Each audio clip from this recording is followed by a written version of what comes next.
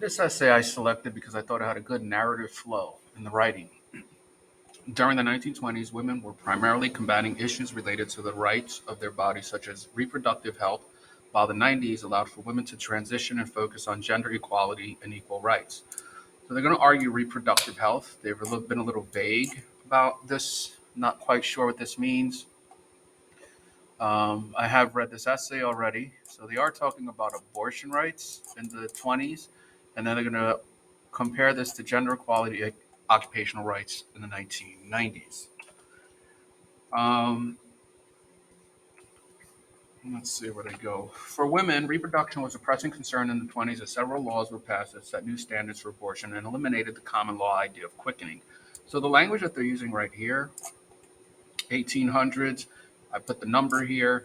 When they mention the word quickening, it really shows that the student did some research. They pretty much in this sentence have just referenced the starting point for the debate about abortion with regard to quickening.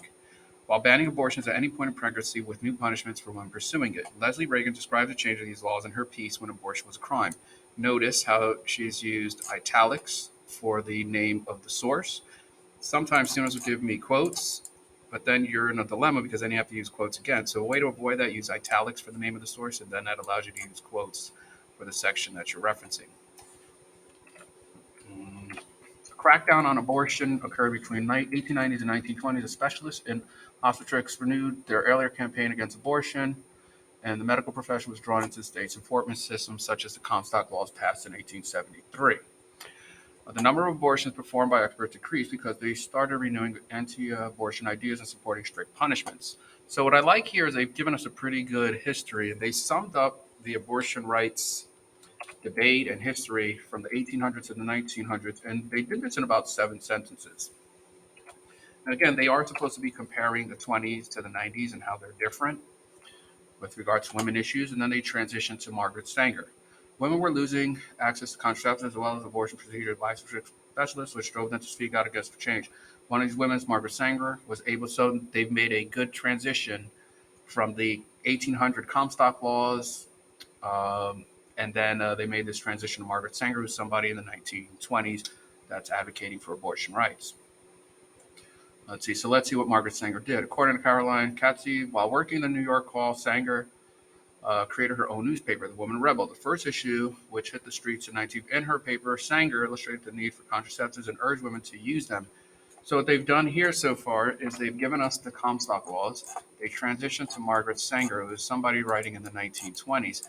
And this is really an 1800s issue over here. As I said, I did read this essay already, and they do then make this transition to race, which seems to be a little unclear. So they go here talking about Margaret Sanger, and then one of the most important of these was the deluge of Negro migrants in New York City. The rise of slum gave an equivalent proportion of lack of medical care, which put more women at risk for reproductive health. So this seems to be out of sequence with the the thesis and the prior two sources. They basically went from 1800s to Margaret Sanger in the 20s, and although they're still talking about a 1920s issue, they're transitioning to something about race. Then they transition to the next paragraph. However, as time progressed, women began to focus on different prevalent issues. Again, no date. Reproductive health was not a main concern in the 1990s. Instead, equal opportunity rights was their main concern.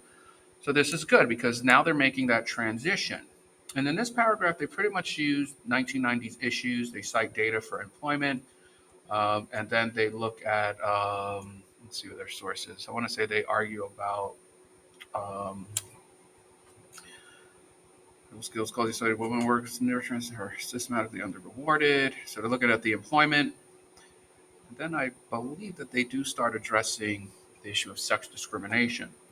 Sexual harassment based on offensive work environment is a form of sex discrimination, Civil Rights Act 64. So what I did here is, I think that the student here arguing that 1920s as the reader, I think that 1920s and 1990s are going to be compared. And I'm looking at reproductive health in the 1920s to the 1990s gender equality. So I do like the flow because the student is able to sum up a lot of the history, give me some good transitions. The flow is great, and I get a pretty good understanding of the history. However, they do have a dilemma because this seems to be option one. They have no conclusion paragraph because I'm not asking for a conclusion paragraph, but they don't relate back to the thesis or refer back to the thesis. So they're trying to argue the 1920s and the 1990s and how women rights issues differed.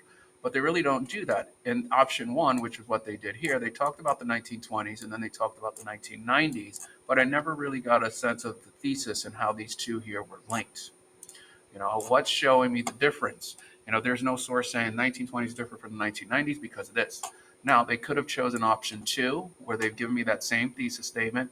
And then in that paragraph, they gave me a 1920s issue, and then they compared it to a 1990s, 1920s, 1990s. And they kind of went back and forth.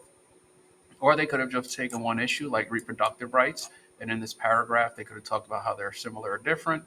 And then in this one, I don't know, they could have talked about lack of employment, but they really didn't do that. Option three, no conclusion, refer back to the thesis every source.